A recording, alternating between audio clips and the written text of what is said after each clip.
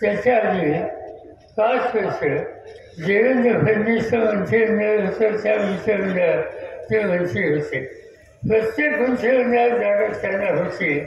असं असताना सुद्धा पक्ष फोडायचं काम त्यांच्याकडून झालं आणि त्यांनी सत्ता हातामध्ये घेतली. तुम्हालाच विचार करायला हवे की पक्ष फोडणं आणि सत्ता घेणं हा रस्ता लोकशाहीचा खरा रस्ता आहे का? आणि माझी खात्री आहे की लोकांना हे फसतं. आज मी महाराष्ट्राच्या कानाकोपऱ्यात जातोय, अनेक ठिकाणी जाऊन आलो. आज दर दिवसाला 5 ते 7 सभा घेतो. अनेक जिल्ह्यातून जातो आणि लोकांना विचारल्याच्यानंतर लोक सांगतात पक्ष फोडणं हे काम आम्हाला बदललं. देवेंद्र फडणवीस मध्यंतरी एका ठिकाणी म्हणले, त्यांना प्रश्न विचारला की तुमच्या आयुष्यात तुम्ही काय काम केलं? त्यांनी सांगितलं फार मोठं काम केलं.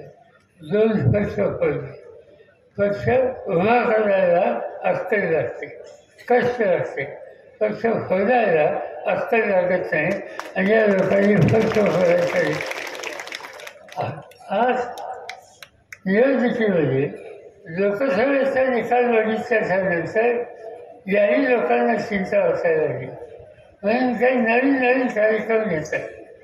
त्यांनी जाहीर केलं लाडक्या बहिणीच्याबद्दलचं कौतुक. बहिणीला काही मदत केली, माझी काही तक्रार नाही, तुम्ही करा. पण प्रश्न मदतीच्या पेक्षा दुसरा आहे. आणि तो दुसरा प्रश्न जो आहे की आज महाराष्ट्रामध्ये स्त्रियांच्या होणारे अत्याचार. मध्यंतरी मुंबईच्या जवळ एका उपनगरामध्ये 2 लहान मुलींचा अत्याचार झाले. तर जबाबदार असलेले लोक काही दिवस वेळच बोलते असा केलेला. आपल्याला ऐकायला मिळतं या महाराष्ट्रामध्ये गेल्या 6 महिन्यामध्ये 866 भगिनी त्यांचं अपघात झालं. वळून नाही, त्यांचा पत्ता लागत नाही. बहिणीला संरक्षण नाही आणि तुम्ही लाडक्या बहिणी म्हणता. कोणता प्रश्न महत्त्वाचा आहे? लाडक्या बहिणीचं रक्षण करायचं का खोट्या गोष्टी करायच्या? असे राजकारचे चुकीच्या रस्त्यात चालले.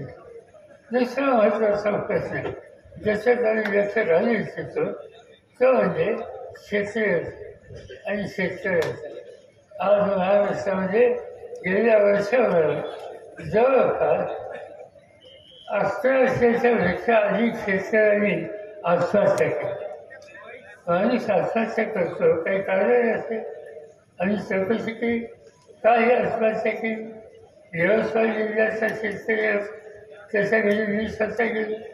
त्यावेळेचे प्रधानमंत्री मनमोहन सिंग यांना घेऊन गेलो. जिच्या घरात त्यांनी आत्महत्या केली त्या गृहस्थाच्या पत्नीला भेटतो. तिला विचारलं की का तुझ्या नवऱ्याने आत्महत्या केली?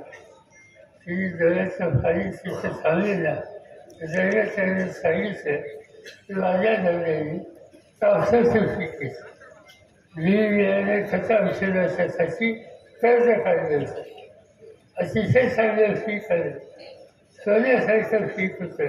अतिवृष्टी झाली, सगळं पीक उद्ध्वस्त झालं. पीक उद्ध्वस्त झालं पण डोक्यावरचं कर्ज असं काय झालं. दुसऱ्या विषय असंच झालं. पुन्हा एकदा त्यांनी पीक घेतलं आणि त्या पिकावर आल्या नावाचा रोग पडला. सगळं पीक उद्ध्वस्त झालं.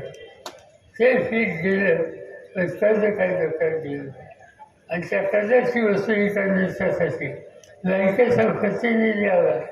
एक दिवशी खाजगी सावकार आला आणि पैसे देण्याची ऐपत माझ्याकडे नाही हे माझ्या माणसाने सांगितल्याच्यानंतर घराची वाणी कधी बाहेर काढली. माझ्या नवऱ्याच्या संसाराच्या अवधीचा पंचनामाच्या ठिकाणी झाला. ते माझ्या नवऱ्याला सहन झालं नाही. दुसऱ्या दिवशी बाजारात गेला, इंजिनची वाटी घेतली आणि हे वीज घसा खाल्ला आणि त्यांनी आत्महत्या केली. आज या ठिकाणी या राज्यामध्ये समाजाच्या माणसाचा पोटाचा प्रश्न जो शेतकरी सोडवतो त्याला अस्वस्थ करण्याची वेळी आल्याला अस्वस्थ करावं लागतं. आणि ही स्थिती आजच्या राज्यकर्त्यांच्या काळात असेल तर निकाल हा घ्यावा लागेल की शेतकऱ्याला या परिस्थितीत पोहोचण्याचं काम ज्यांनी केलं ते भाजपवाले असेल त्यांचे मित्रपक्ष असो त्याला सत्यावस्थेचा निकाल राहील आणि हा निकाल तुम्ही घेतला पाहिजे त्यासाठी ही निवडणूक होते.